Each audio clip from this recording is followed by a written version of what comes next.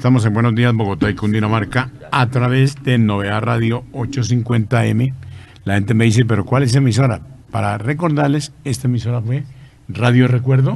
Me gusta más, ¿se acuerda? Así decía. ¿Se acuerda de Caracol? Radio Recuerdo. Cuando nació Caracol, era en esta emisora. Claro que los jóvenes no recuerdan de esas emisoras populares. ¿O sí escuchó musiquita popular, concejal?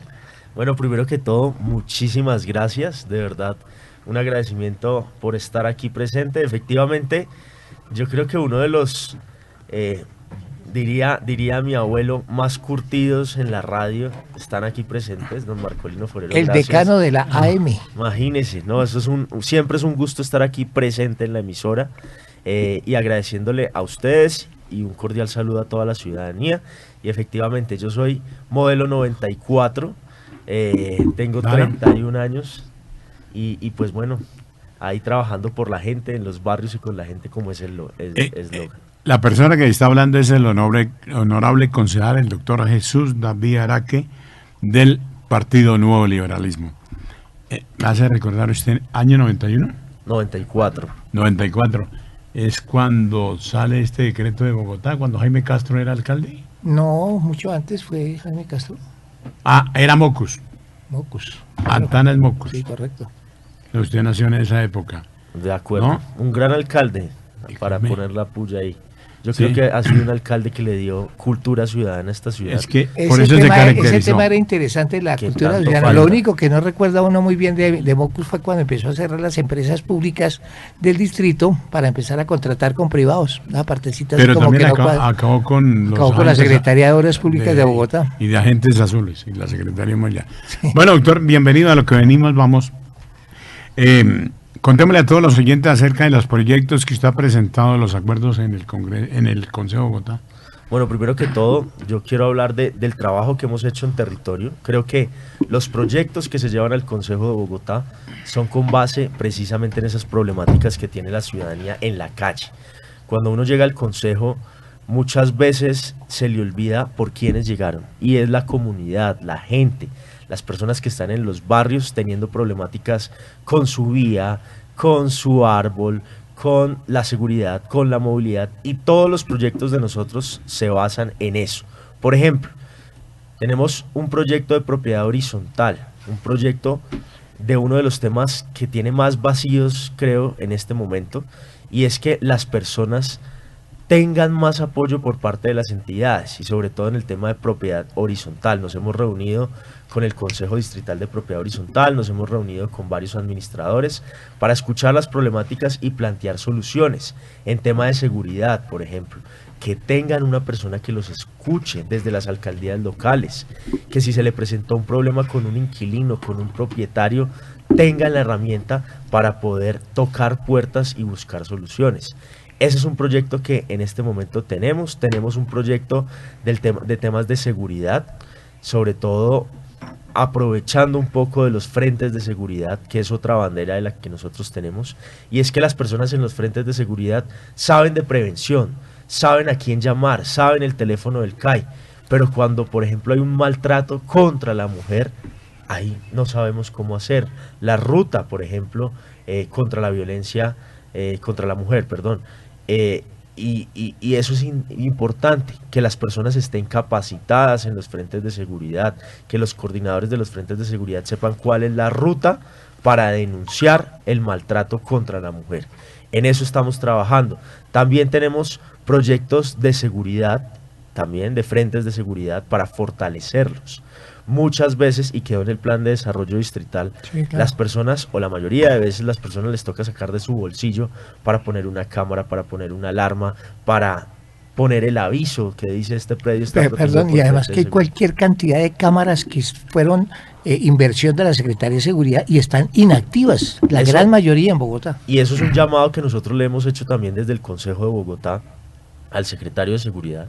Creo que fue una bandera de nosotros en campaña.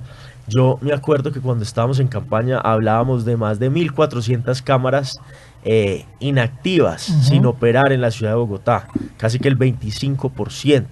Hoy seguimos con una falencia, sin embargo la falencia depende también de la conectividad. El 80% de las cámaras de seguridad que en este momento están sin funcionar se debe a la desconexión que se tiene por parte, por ejemplo, de la empresa ETV, o incluso no necesariamente por parte de la empresa ETV, por parte de la obsolescencia de esa cámara de seguridad. Entonces, que le cortaron el cable, que no tiene señal, que cuando llueve no funciona. Eso lo estamos solicitando. De hecho, nosotros, aprovechando que usted habló de cámaras, nos reunimos en el C4 con la doctora Adaluz Sandoval para revisar cómo está el funcionamiento de las cámaras, qué se está haciendo. Hay una apuesta bien grande por parte del distrito respecto a los entornos escolares seguros. Se le quiere apostar a eso, por lo menos que cada entorno escolar, que cada colegio distrital de nuestra ciudad tenga 2 cámaras vigilando, enfocando. Además de otros proyectos en materia de movilidad, en materia de seguridad, tenemos por ejemplo un proyecto que se llama la Alerta Rosa, que ya existe a nivel nacional y que tiene un marco con base en proyectos como la Alerta Amber en países como Estados Unidos, que es cuando un niño, niña o adolescente se pierde, inmediatamente le llega la comunicación a toda la ciudadanía y sobre todo a toda la ciudadanía que esté alrededor. Algunos de los proyectos que tenemos en este momento. Es el caso de la seguridad. Doctor, hay un tema muy interesante y es que es el espacio público. ¿Cómo está la situación del espacio público en Bogotá? Porque precisamente hace unos días estaban hablando de cobrar el espacio público. Sí, ¿no? Todavía está en proceso.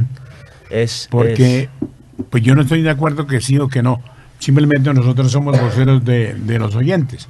Pero hay que reconocer que los mismos comerciantes se quejan que al frente de su negocio le colocan una carpa, entonces no le dejan entrar la gente, entonces se reduce el espacio público. Mire, yo quiero convertirme en ese concejal que defiende el espacio público sin miedo, sin pelos en la lengua, para decirle a los vendedores informales, oiga, usted tiene unos derechos, está bien, pero con orden, con organización.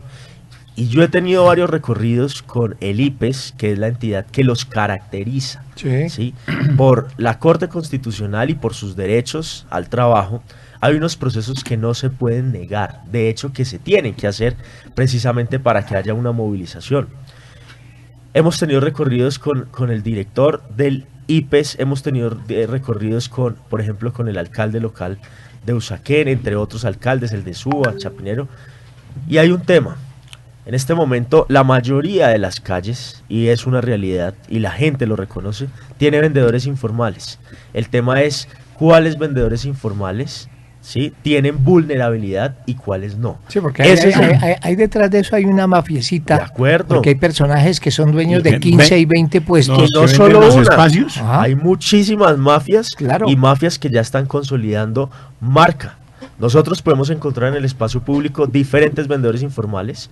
Por ejemplo, hay una marca conocida por la comida rápida que ya está en todo lado y que es una marca que, créame, que no tiene vulnerabilidad y que no debería estar usando el espacio público. Correcto. Por eso el proceso es, y según la normatividad, llega el IPES, interviene, hace una caracterización, de ahí sacan las personas vulnerables y no vulnerables. Los que no tienen vulnerabilidades inmediatamente tienen que retirarse. Los que tienen vulnerabilidades, ahí es donde se le hace una oferta económica, una oferta de trabajo. Posterior a sigue las entidades, hay entidades administrativas, espacio hay público tiene que inmediatamente y hay espacio público, en este caso, no es la entidad competente. Espacio público coayuda en el proceso, pero las alcaldías locales son las que restituyen el espacio público junto con otras entidades, policía, espacio público. Pero venga, doctor, ese es un proceso. Yo desde que me conozco ha habido inventario para los vendedores ambulantes, inclusive les han hecho kioscos bonitos, atractivos, pero según ellos dicen, no, es que hacen un kiosco allá y a mí no me sirve. Por ejemplo, no me acuerdo en qué gobierno, en San Andrés, les compraron una bodega en San Andresito, se la adoptaron muy bien, en el Restrepo también. Por la calle 19 hay unos montículos, módulos. ¿Qué pasa con eso? Bonitos. Miren, lastimosamente la cantidad de vendedores informales, y lo digo a carta abierta, aumentó en la administración anterior. Totalmente. En la administración anterior se le dijo, trabaje su merced, ahí puede trabajar su merced. Entonces yo creo que ese es el principal error que se tuvo. Ahora todas las personas creen que por poder hacer un negocio o vender, pueden salir al espacio público, hacerse donde se les dé la gana, y perdón la palabra, y arrancar. y resulta que no, todo debe tener una organización. La propuesta es clara, hay una ruta, si quiere ahorita les paso la foto, de 4 puntos. Primero, caracterización, vulnerables, no vulnerables. Segundo, a los vulnerables, entrar a hacerle la oferta, una oferta real. Y ahí yo he tenido varios choques, por ejemplo, con el IPES. Primero, la demora en la caracterización. Ajá. La discusión es cuánto personal tiene el IPES, entonces ahí, pero yo creo que deberíamos de apoyarnos de las alcaldías locales. Que no dicen tenemos es contratados. insuficientes, que no tenemos para todo Bogotá, que todas las calles están. Listo. Superemos eso. 2. Los que son vulnerables, ¿qué? ¿Para dónde se van a ir? Ajá. ¿Qué va a pasar? Yo creo que ahí deberían de haber unas normas específicas para que, por ejemplo, los que son vulnerables y si todavía no tienen un espacio digno, un espacio donde les vaya bien, pues por lo menos que sigan utilizando ese espacio con unas medidas, con unas normas. Tema de pipeta de gas, no podemos permitir. Gravísimo. Eso es gravísimo. Gravísimo. En Transmilenio, ahí vamos en el segundo paso. Tercer paso, ir de forma reflexiva, a las buenas, diálogo, para que el vendedor entienda que primero tiene otro espacio, primero hay unas ofertas, y segundo no puede estar en ese sector, es espacio público, y el espacio público Es para el como público. diría, es para la gente, Sí, claro. para el disfrute, para caminar, y más cuando esos vendedores informales están en sectores donde hay mucho tránsito y pueden representar inclusive una amenaza para la seguridad misma. Explota una pipeta de gas, hay una avalancha de personas y bueno, ¿qué va a pasar? El Y ingreso a cuarto los punto, puentes peatonales es impresionante cómo tienen es bloqueados gravísimo. los ingresos. Imagínese Carlos, dejémoslo. una emergencia de una estación de Transmilenio para salida, pues se pueden presentar inclusive heridos, muertos, y ya les voy a hablar de una investigación que nosotros hicimos desde el Consejo en materia de espacio público. Y cuarto, ya es la intervención. No podemos seguir con un descontrol del espacio público, y yo me refiero, en este caso solamente a los vendedores informales, pero espacio público es todo. Extensión del espacio comercial. Cuando yo fui edil en la localidad de Usaquén en el periodo pasado, con la alcaldía llegamos, oiga, marcas reconocidas que tienen extensión de espacio público, sacan sus sillas sin permiso. Entonces hay que hacerle entender la norma. Pero adicional a eso tenemos que recuperar el espacio público, andenes, parques, mirar el tema de alumbrado público, mirar el tema de podas, mirar el tema de infraestructura, qué es lo que estamos haciendo. Porque todo eso finalmente termina en seguridad. Y ahora bien, la investigación que les quería mostrar es algo que se está realizando en este momento por parte de Transmilenio. Y ya lo hemos visto en estaciones como Ricaurte, se desocupó todos los vendedores informales. Las estaciones de Transmilenio no deberían de tener vendedores informales. De acuerdo. Y eso es un mensaje para los vendedores informales. Si usted está en una estación de Transmilenio, empiece a hablarse con el IPES, empiece a buscar su lugar, porque en las estaciones de Transmilenio no está permitido. Nos estamos blindando porque el IPES llega, hace la oferta, pero realmente una estación de Transmilenio no debería de tener una pipeta de gas. En Ricaurte encontramos pipetas de gas. En Ricaurte encontramos vendedores informales obstaculizando salidas. Una estación como Ricaurte es gigante, ¿sí? A diario pueden pasar, yo creo que más de 1 millón de ciudadanos por esa estación, ¿sí? Y no podemos permitir que esto se pueda convertir, reitero, en una amenaza para la seguridad de los ciudadanos. Nosotros hicimos una investigación por la troncal Caracas. Nos fuimos con el equipo de comunicación identificando cuántos vendedores informales, por ejemplo, estaban en cada una de las estaciones.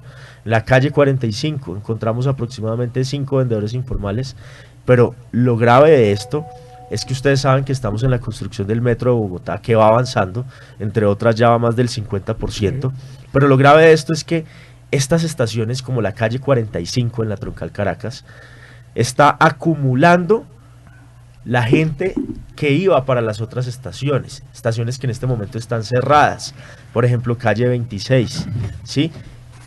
Y pasan, para ponerles un ejemplo práctico, de 5 personas que tenía la estación, pasan casi que al doble, a 10 personas. Entonces esto lo que hace es que haya una acumulación de personas esperando el transporte en estas estaciones específicas de la troncal Caracas, y ya casi que se vuelva invivible el tránsito. Ahora súmele los vendedores informales, ahora súmele, por ejemplo, los funcionarios, los agentes de seguridad, y ahora súmele más factores, pues queda literal como cuando le mete usted sobrecupo a un vehículo o sobrecupo a un estadio. llega a pasar algo y hay una estampida. Claro. Entonces ese es el punto, la seguridad, por ejemplo, para las estaciones de Transmilenio, la seguridad para el espacio público, y en eso nos hemos enfocado. Yo creo que es un tema de percepción también. Trabajamos mucho la teoría de las ventanas rotas, y si la persona tiene percepción de seguridad, sabe que puede encontrar un transporte desocupado, limpio, ameno, agradable, que funcione como un relojito, es agradable y eso cambia la seguridad. Concejal, de acuerdo a lo que está usted comentándonos aquí a la mesa de trabajo y a la audiencia, todo indicaría que de pronto hay un poco de falta de articulación a nivel de las entidades distritales. ¿No cree usted que sería importante que el alcalde, secretario de gobierno y ustedes, que son el control político, convocaran a una gran mesa de trabajo y hacer una gran política pública para que, por ejemplo, lo que usted está hablando de los puentes, cómo articular Transmilenio con el IPES, con el espacio público, con la policía, pero es que cada uno jala por su lado y definitivamente entonces no pasa nada y sigue el desorden. Yo creo que esa es la principal problemática que tenemos No en hay el articulación. distrito. Y la hemos visto en la administración anterior. Esta administración se está dando la pelea por esa articulación, ¿no? Y es clave el mensaje, ¿sí? El IPES tiene que empezar a trabajar con espacio público, Claro. que la doctora Lucía Bastidas es una gran aliada. La doctora Lucía Bastidas, con ella hemos estado, por ejemplo, en la 125, quitando anuncios, despejando. Hemos hecho la tarea desde el consejo, porque también esa es la tarea de nosotros como concejales, lograr esa articulación, una interinstitucionalidad. Nos hemos ido con todas las entidades, hemos hecho operativos de tránsito, hemos hecho requisas con la policía, hemos limpiado la vía con la UAS, hemos mejorado el alumbrado público, pero claramente la articulación es necesaria. Y sobre todo cuando una entidad no puede actuar si la otra no hace su labor, que es el caso del IPES. ¿Sí? Es un mensaje también que hemos hablado varias veces, en donde le decimos, oiga, alcalde, hay invasión de espacio público. Y el alcalde dice, sí, pero hay una norma que nos dice, tiene que respetar los derechos, tiene que respetar el derecho al trabajo, y el IPES es el encargado. Realmente la interinstitucionalidad es clave, y lo hemos visto, por ejemplo, en temas de seguridad. Nosotros... Esa fue una meta que tuvimos el año pasado, y es trabajo conjunto, Policía Nacional, alcaldías locales, Secretaría de Seguridad, entre otras Fiscalía, para poder lograr una acción efectiva. Si no hay interinstitucionalidad, no logramos nada, porque todo, cuando usted llega a intervenir un barrio, pues depende de todas las entidades. Total. Sí, IDU, espacio público, unidad de mantenimiento vial, alcaldía local, Secretaría de Seguridad, todo debe ir en un solo paquete, como digo yo. Hace 5 días estuvimos en el sector de San Bernardo. Ustedes lo pueden ver en nuestro Instagram. Es uno de los sectores más complejos de nuestra ciudad, el sector de San Bernardo. Y estuvimos con integración social. Antes de eso estuvimos con policía, con Secretaría de Seguridad, pero todo es una intervención. El habitante de calle, por ejemplo, ¿sí? Hay que revisar qué es lo que está pasando con el habitante de calle, porque no puede ser que en un sector como San Bernardo se caracterizaron a más de 500 habitantes de calle, 200 y algo están siendo atendidos en este momento, y el resto sigue por las calles, ¿sí? Y yo respeto a juicio la norma, por ejemplo la sentencia de la Corte Constitucional, pero no puede ser que un habitante de calle haga y deshaga en esta ciudad, ¿sí? Raspe ladrillo y no podamos hacer nada si ellos no aceptan la oferta institucional que tiene, por ejemplo, integración social. Entonces ya estamos mirando con el equipo jurídico del Consejo, de la Unidad de Apoyo Normativo, cómo podemos empezar a cambiar eso. O sea, yo creo que una persona con problemas de salud, porque el consumo de sustancias psicoactivas debe de tratarse como un problema de salud, ¿sí? No pueda recibir ese apoyo si la persona dice no. Y perdón lo que voy a decir, pero una persona en la traba siempre le va a decir la entidad, no, déjeme quieto. Entonces, ¿cómo vamos a resolver el problema si la misma norma no nos lo permite? Doctor, hay un tema muy interesante, y es el tema de los repuesteros en el 7 de agosto, ¿no? ¿Por qué esa invasión de espacio público? Los talleres están en la calle. Sobre los andenes. Sobre los andenes. Pero desde que yo me conozco existe eso, y dicen que no se puede. Y ampliaron los andenes además supuestamente para recuperar el espacio público. Ahí lo que se hace es restitución del espacio público. Y reitero, ¿quién hace esa restitución? las alcaldías locales. Pero les da Es miedo el a los caso, alcaldes la locales, alcaldía ¿o? local de Barrios La norma Unidos. existe, pero no se aplica, concejal. De acuerdo, totalmente de acuerdo. Ahí hay que aplicar la norma. Claro. Aquí no hay que darle miedo a la Disciplina. administración, disciplina. Claro. Pero nos acostumbramos a eso, lastimosamente. A que cada quien, excusándose, por ejemplo, en el derecho al trabajo, y yo no estoy en contra, reitero, del derecho al trabajo, pero ese derecho al trabajo debe ir amarrado por un orden, y hay otras normas también. En ese caso deberían de hacer la alcaldía local un IBC, inspección, vigilancia y control. Ese control que muchas veces se ha perdido, inspección, vigilancia y control. Pero a la gente y a los funcionarios también hay que apoyarlos. Mandan 3 funcionarios, 4 funcionarios a hacer esa tarea, pues es algo irrisorio frente precisamente a sectores como el 7 de agosto aquí muy cerca. Entonces eso es algo que tienen que hacer las alcaldías locales. Hay claramente unos planes, en este momento hay unos planes de acción, planes de contingencia, donde paulatinamente se va a lograr, se hacen unas mesas de trabajo con todos los sectores. Estamos en Buenos Días, Bogotá y Cundinamarca, a través de Novedad Radio 850M. Doctor Jesús David Araque, no puede quedar por fuera un tema de seguridad, y es el caso de San Bernardo. ¿Qué ha pasado? Mire, nosotros, y lo comentaba ahorita, la semana pasada estuvimos en el sector de San Bernardo, ustedes lo pueden ver ahí en las redes sociales, @araqueconcejal, porque el sector de San Bernardo es un tema bien complejo. Nosotros hemos determinado, yo soy especialista en Estado, Políticas Públicas y Desarrollo, y tengo una maestría en Defensa y Seguridad Nacional. Y esto es lo bonito de combinar también, por un lado, las políticas públicas y el conocimiento en seguridad. En San Bernardo hemos identificado varias aristas o varias variables, valga la redundancia, de lo que necesita principalmente solucionarse. Ahí la gente habla, por ejemplo, del tema de residuos, por ejemplo, del tema de que los habitantes de calle hacen sus necesidades, incluso la comunidad nos contaba, oiga, yo ya no puedo salir porque están raspándome los ladrillos de mi casa y ya lo tengo afuera. Ese es un tema principal, los habitantes de calle. Pero también la otra arista más importante es el tema de seguridad. Creo que hay que enfocarnos en esos dos espacios, seguridad y habitabilidad en calle. Muchas veces hablan de la infraestructura, que sí, que hay que mejorar las vías, hablan de la infraestructura del alumbrado público, hablan del tema de los residuos, pero cuando revisamos, y un analista de políticas públicas debe de hacer esa tarea, coja todas las problemáticas, todas las variables, pero mire cuáles son las causantes de todo eso, ¿sí? Encontramos 2. 1, las bandas criminales que están en el sector y que están en todo Bogotá. Nosotros hicimos un análisis de la alerta temprana número 004 del 2024 del año pasado, y en esa alerta nos mencionaban, oiga, cómo van en aumento las bandas criminales, organizaciones criminales en la ciudad de Bogotá. Antes hablábamos de 6 localidades, hoy estábamos hablando de 9 localidades, y donde en su mayoría se concentran en el sector de San Bernardo. Concejal, La seguridad, 2 bandas criminales, los venecos contra los paisas. Ahí son los que actúan en el sector de San Bernardo, pero también hay que hablar de un contexto nacional, ¿sí? Entonces, la variable de seguridad a partir del contexto nacional. Las granadas no se hacen en Bogotá, las granadas se hacen incluso en otros países. ¿Cómo están llegando a nuestro país armamento? ¿O cómo está saliendo armamento de nuestro país internamente? Entonces yo creo que hay que mirar también y cómo suben. Nosotros hablábamos de las cifras, por ejemplo, de extorsión de Bogotá. Todo el mundo, uy, Bogotá alcanzó cifras de más del 70%. Pero cuando hablamos y lo entendemos dentro de un contexto nacional, se habla de la extorsión a nivel nacional que aumentó el 19% en nuestro país.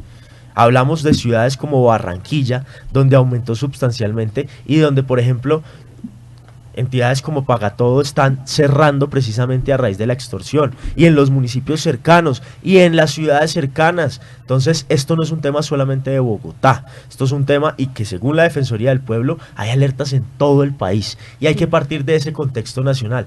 Las bandas criminales no son de Bogotá, se mueven por todo el país, y podemos estar hablando, por ejemplo, del Tren de Aragua, bandas transnacionales. Correcto. Entonces es un tema también con responsabilidad del país. Nacional. Pero ¿qué vamos a hacer? Aquí no nos podemos decir, sí, todo el país, no. Aquí estamos haciendo una articulación diaria, constante, entre la Secretaría de Seguridad, la Fiscalía, la Policía Nacional, para empezar a intervenir sectores como el de San Bernardo. Y ahí muy de la mano, usted lo ha hablado ahorita, con todas las entidades. Allá estuvo el alcalde mayor Carlos Fernando Galán recorriendo con la Secretaría de Educación, con la Secretaría de Integración Social, con la Secretaría de Cultura, porque hay que cobijar con todas las entidades. Y yo les decía a la comunidad, el primero, acuérdense en 2 variables. La primera variable es seguridad. Hay que ir con todas las bandas criminales, pero a través de un seguimiento de inteligencia. Aquí no podemos ir andando y operativo y requisa, no, hay que hacer una inteligencia que depende muchas veces de la policía. Y yo les digo, esto es un llamado también a la policía, a que ayude a la ciudad de Bogotá. No se puede quedar tampoco en algo político, y hay que mencionar por parte de la policía. Aquí nosotros hicimos seguimiento de una bicicleta que se roban en cualquier sector de la ciudad. Sabemos dónde la están desarticulando, sabemos hacia qué ciudades las mandan las bicicletas o los teléfonos que más roban. Pero eso ya es cuestión de la Policía Nacional. La última bicicleta que nosotros le hicimos seguimiento terminó en Cúcuta. Adivinen para dónde pasó, o sea, las están sacando. Entonces es un tema nacional, como los tema de articulación de seguridad como los celulares. Y la otra variable es la habitabilidad en calle. Ahí, yo le decía, hablaba ahorita con Tatiana, y hay muchas cosas que dependen de la norma superior. Allá va Integración Social, allá va Policía Nacional, allá van todas las entidades. Pero si el habitante de calle, en su estado de salud por consumir sustancias psicoactivas, dice no acepto la oferta, pues no hay nada que hacer, y el habitante de calle puede seguir pasando frente a un policía, frente a un funcionario de integración social, y no hay nada que se pueda hacer. Eso ya lo estamos revisando con nuestro equipo para cambiar esa necesidad. Además la dosis personal. Imagínense. Entonces hay muchas normas que no dependen del Consejo de Bogotá, dependen del país, y a eso nos vamos a meter, a empezar a atacar eso, a pesar, más que a atacar, a cambiar eso, porque el habitante de calle, y lo que me decía la comunidad, no puede vulnerar otros derechos de nosotros. O sea, por ser habitante de calle sabemos que no se puede llevar a la fuerza, pero una persona que consume sustancias psicoactivas, que se pierde del mundo, pues eso es un tema de salud, y por eso tenemos que abordarlo con ese enfoque, que por lo menos podamos brindarle una atención, ¿sí? Que no sea si sí o si no, sino que sea una atención obligatoria para ayudarle a una persona que tiene problemas de salud a que no termine con su vida, por ejemplo, a que no siga perturbando la tranquilidad de miles de ciudadanos. No solamente es en el sector de San Bernardo, es por todo Bogotá, y se siente una impotencia gigantesca cuando uno escucha cifras por parte de Integración Social donde dice, oiga, concejal, hicimos el trabajo, caracterizamos más de 500 habitantes de calle en un sector tan pequeño, y de esos 500 aceptaron 200 y algo, esos 200 están en proceso. Y de ese proceso muy seguramente quedará el 10-15%, el resto vuelve a reincidir, pero nosotros no podemos hacer más precisamente por las normas superiores. Como el tiempo se vuelve corto, concejal, una última pregunta en materia de seguridad de Bogotá. ¿Estaría usted de acuerdo con una propuesta de un colega suyo del Cabildo Distrital, Julián Uzcategui, en que se vinculen al esquema las reservas activas de las Fuerzas Armadas? Mire, nosotros, y fue un video que pusimos creo que la semana pasada, de los guardianes del orden. Correcto. Es una propuesta que tiene la administración distrital, y es una especie de gestores, ¿sí? Aquí ninguno de los guardianes del orden va a estar armado, ni puede hacer acciones.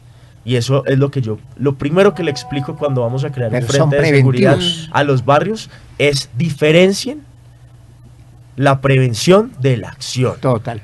La ciudadanía solamente llega a la prevención, los guardianes del orden solamente llegan a la prevención. Y creo que hay una línea muy delgada en ese mensaje, por la historia que hemos vivido como país. Y yo estoy totalmente de acuerdo en que necesitamos más prevención, en que necesitamos los guardianes del orden, en que necesitamos personas para dar percepción de seguridad que estén ahí cuidando. Que sean conocedores del tema, como las reservas activas. En ese caso, yo estaría muy de acuerdo. Pero, reitero, con unos límites. Por eso es que el hilo es tan delgado. Y claramente son personas que nos pueden ayudar con una capacitación, una formación. No es lo mismo un militar retirado a un policía retirado, por ejemplo. Entonces es la capacitación que debe darles también esa formación. Usted va a recordar cuando existió el policía cívico. Claro, necesitamos. En cada esquina existía un policía. Y es importante, incluso todavía está la policía de prevención hoy en día en las todavía estaciones. Existe la policía cívica. Por ejemplo, yo aquí quiero mencionar, no es policía cívica, pero es un grupo cívico, Cívicos Bogotá, en las localidades del norte, Usaquén, Suba, Chapinero. Los Cívicos Bogotá son los primeros que aparecen ante cualquier accidente, ante cualquier amenaza, Usted se cayó un cable de la luz que está tocando el piso, Cívicos Bogotá llega. Hay un accidente en la autopista norte, Cívicos Bogotá llega. Que es un complemento, ¿sí? Mientras llegan las entidades que realmente pueden solucionar. Esos son los guardianes del orden. Más prevención en la calle, más... Aquí hablamos del déficit, ¿sí? Y un déficit que no depende de la ciudad de Bogotá, que depende del nivel nacional. Sí. La policía nacional Sí. no depende de la administración distrital. Correcto. Y tenemos un déficit, claramente, pero sí podemos empezar a generar nuestros propios gestores, nuestras propias personas, los guardianes del orden, que salgan a ayudar a vigilar la ciudad. Y eso lo estamos haciendo en los frentes de seguridad. Incluso los frentes de seguridad es un modelo de prevención comunitaria aliado con la Policía Nacional, pero ya hay frentes de seguridad que tienen alarmas, cámaras, que persuaden al criminal. Sí. Cuando un criminal llega a un barrio y ve una alarma y ve unas cámaras y dice este predio está conectado con el frente de seguridad, O una alarma pues que le el- llama la atención. Usted el que está ladrón lo vestido de piensa dos chaqueta veces, verde, cuidado. Pero aparte, cuando usted llega a un frente de seguridad y ve un funcionario de la alcaldía y ve un funcionario de la Secretaría de Seguridad, incluso ahorita los frentes de seguridad están tornándose a motorizados, o sea, a vigilancia privada. Ahora se llaman sin zonas armas, seguras, ¿no? Zonas seguras, Zonas seguras. sin armas, pues usted dice, el ladrón lo piensa 2 veces antes de ir a robar a cualquier ciudadano. Entonces, esa es una estrategia de prevención de los guardianes del orden. Estoy totalmente, de hecho hago parte de la bancada de la Reserva Activa del Consejo de Bogotá. Hay una bancada que hace poco estuvo en un reconocimiento por las víctimas también, por parte de las fuerzas militares, y claramente apoyo totalmente esta propuesta para que incluso tengan personas de la Reserva Activa, pero ojo, con unos límites, Claro. para que no vayamos a caer en errores y con una formación adecuada. No, por ejemplo, hay otro colega que habla de la militarizar Bogotá. Yo le digo, por favor, un militar, ¿qué puede hacer? Dígame usted, un militar, ¿qué puede hacer? Tienen diferente formación, pero aparte su labor es muy diferente a la que hace un policía. Podemos utilizar apoyo por parte de los militares, acompañamientos en operativos, más no militarizar. Cuando uno revisa la norma, ¿qué es lo que significa militarizar? Es casi que entregar la ciudad a los militares y una especie de un estado congelado mientras los militares actúan, pero no se puede militarizar. Yo creo que es un acompañamiento adecuado a los operativos que se hagan en conjunto. Reitero, interinstitucionalidad, creo que esa es la clave para que las cosas En 2 funcionen. minutos, Bueno. concejal, su posición sobre el plan Terrazas. Usted ha sido muy crítico en el Consejo en ese sentido. Hicimos un debate por parte del nuevo liberalismo respecto al plan Terrazas. El plan Terrazas hay que diferenciar 2 puntos. Uno, lo que se hizo en la administración de Claudia López, no es un plan Terraza mal ejecutado, solamente se avanzó una propuesta de más de 1.250 casas que se iban a remodelar, 1.250 sueños que quedaron en nada, porque en la administración de Claudia López solamente se ejecutó 114 casas de esas 1.250, representando un 9%. En esta administración llegó con unos contratos ejecutados, pero que no se podían frenar y que también hay que responderle a la ciudadanía. Ya la casa está destruida, ahora hagámosle en esta administración a reconstruir su casa. En esta administración se han avanzado en más del 25%, solamente en un año, versus al 9% que dejó la administración pasada. Yo creo que es un proyecto que hay que continuarlo para responderle a la ciudadanía, para organizarle su casa. Yo presentaba un caso que era el de una señora de Doña Luz. Doña Luz le destruyeron su casa, no le han respondido, y creo que es el momento para que esta administración avance en ese tema, porque estamos jugando con el sueño y la ilusión de miles de ciudadanos. Concejal, muy amable por habernos visitado, le agradezco inmensamente y esta es su casa. No, muchísimas gracias a ustedes, don Marcolino. Hoy, importante tema clave en el Consejo de Bogotá, de aquí salgo ¿La para rolita? allá. La Rolita. La empresa operadora del distrito, que yo creo que es importante. Es un ejemplo de lo público, de lo que usted decía ahorita, que antes se vendieron muchas empresas públicas, pues yo creo que la Rolita es un ejemplo de que las cosas públicas sí pueden funcionar en convenio con los privados. Y la Rolita, es un maravilloso proyecto que en principio inició mal, y hay que mencionarlo, inició mal en la administración anterior porque no tenía estudios técnicos. ¿Usted cómo hace una empresa sin estudios técnicos, sin saber qué va a pasar, sin proyecciones? Sin embargo, demostró que funcionó, y cuando las cosas funcionan, pues hay que ayudarles. esta administración y esta bancada del nuevo liberalismo se comprometió a no gobernar con el retrovisor. Hay cosas perversas como la que acabamos de mencionar de Plan Terraza, que inició mal, ahorita hay que cuadrarla. Hay cosas perversas, por ejemplo, en el atraso de muchas obras de infraestructura, tema de vías, tema de puentes, que no avanzó nada. Estratégicas. Las actuaciones estratégicas, eso es terrible, deplorable. Hay muchas personas que en este momento, por ejemplo, en la actuación estratégica de Teleport, está pagando impuestos por más de 1.000 millones, no tienen de dónde y la casa se le va a caer, pero no pueden vender porque está dentro de una actuación estratégica. Hay cosas que corregir, pero hay otras cosas que realmente hay que sacar. Y yo siempre he dicho, aquí hay que mirar a la administración anterior con un ojo crítico de lo positivo y lo negativo. Positivo, aquí lo he dicho varias veces, las manzanas del cuidado. Positivo, la rolita. Si bien inició mal con el tema técnico, pues ahorita está mostrando resultados positivos y yo creo que voy a ser uno de los, por ahora, ahorita me voy a reunir con todo el equipo jurídico para ver cómo podemos cuadrar, porque este no es un tema si la rolita funciona sí o no. La rolita funciona, da trabajo a madres cabezas de familia, a jóvenes, en fin, funciona. El tema es jurídico. ¿Cómo vamos a arreglar la chambonada? ¿Cómo nos va a interesar? Bueno, doctor, muy amable, las 7 de la mañana.